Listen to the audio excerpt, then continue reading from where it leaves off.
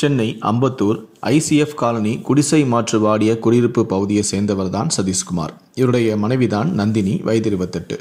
சதீஷ் கடந்த 2020ஆம் ஆண்டு முன்விரோதம் காரணமாக பாலாஜி என்பவர் கொலை செய்யப்பட்ட வழக்கில் கைதாகியிருக்கிறார். பின்னர் அவர் விடுதலையாகி அங்கிருந்து வெளியேறி சென்னை டிபி சத்திரம் பகுதியில் வசித்து வந்துள்ளார். இந்நிலையில்தான் நந்தினியின் உறவினரான மதன் என்பவர் நேற்று தூக்கிட்டு தற்கொலை செய்து கொண்டார். அவரின் இறுதி சடங்கு நேற்று மாலை நடைபெற்றது. அதில் நந்தினி பங்கேற்றுவிட்டு வீட்டுக்கு கிளம்பியுள்ளார்.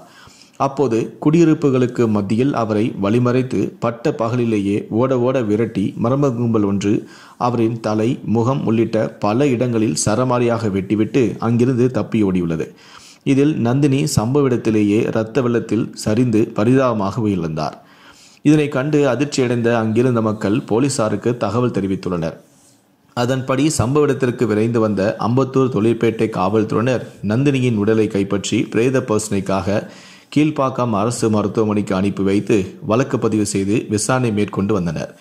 போலீசார் நடத்திய முதற்கட்ட விசாரணையில் கொலை செய்யப்பட்ட நந்தினியின் கணவரான சதீஷ்குமார் தனது கூட்டாளிகளுடன் சேர்ந்து அதே பகுதியை சேர்ந்த போண்டா பாலாஜியை கடந்த 2020ஆம் ஆண்டு படுகொலை செய்துள்ளார்.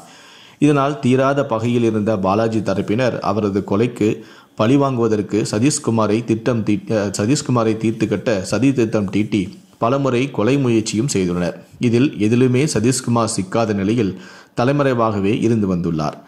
அதன்படி உறவினரின் இறுதி சடங்கு நிகழ்வுக்கு எப்படியும் சதீஷ் வருவார், அப்போது அவரை தீர்த்து கட்டி விடலாம் என எதிர்த்தரப்பினர் காத்து கொண்டிருந்தனர். இதனை முன்கூட்டியே தெரிந்து கொண்ட காவல்துறை சதீஷ் உள்ளிட்ட யாரையுமே வரக்கூடாது என எச்சரித்திருந்தனர். மேலும் இறுதி சடங்கில் போலீசார் கண்காணிப்பிலும் ஈடுபட்டிருந்தனர். எனினும் எதிர்பாராத நிலையில் இறுதி சடங்கில் சதீஷின் மனைவியான நந்தினி பங்கேற்றுள்ளார். பின்னர் இறுதி சடங்கு போலீசார் பாதுகாப்புடன் துவங்கியது. இந்நிலையில்தான் துக்க நிகழ்வில் கலந்து கொண்டு வீடு திரும்பிய நந்தினியை வழிமறித்து சரமாரியாக வெட்டி படுகொலை செய்துவிட்டு தப்பியோடியும் உள்ளனர். போலீசாரின் விசாரணையில் தெரியவந்தது.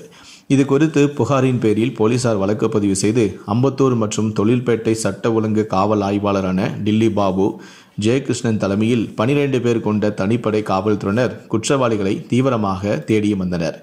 இந்நிலையில்தான் போண்டா பாலாஜியின் சகோதரர்களான ஆறுமுகம், சீனு மற்றும் போண்டா பாலாஜியின் நண்பரான பாக்கியராஜும் அவருடைய மனைவியான லிடியா உள்ளிட்ட 7 பேர் கொண்ட கும்பல் நந்தினியை கொலை செய்தது தெரியவந்தது. இதையடுத்து ஆறுமுகம், சீனு, லிடியா, சூர்யா, ராஜி ஆகிய 5 பேரை மடக்கி பிடித்த தனிப்படை போலீசார் அவர்களை கைது செய்து காவல் நிலையம் அழைத்து வந்து தீவிரமான விசாரணை மேற்கொண்டு வருகிறார்கள். மேலும் இதில் தலைமறைவாக உள்ள மேலும் 2 பேரையும் போலீசார் தீவிரமாக தேடியும் வருகிறார்கள். முன்னதாக கொலை நடந்த இடத்தில் ஆவடி காவல் ஆணையரான இணை ஆணையரான விஜயகுமார் நேரில் விசாரணை மேற்கொண்டு அதிகாரிகளிடம் விவரங்களையும் கேட்டறிந்தார். மேலும் அசம்பாவிதம் ஏதும் நடைபெறாத வண்ணம் ICF காலனி முழுவதுமே பலத்த போலீஸ் பாதுகாப்பு தற்போது போடப்பட்டுள்ளது. உறவினரின் துக்க நிகழ்வுக்கு பங்கேற்றுவிட்டு வீடு திரும்பும் போது பெண் வெட்டி படுகொலை செய்யப்பட்ட சம்பவம் அந்த பகுதியில் பெரும் பரபரப்பை ஏற்படுத்தியுள்ளது.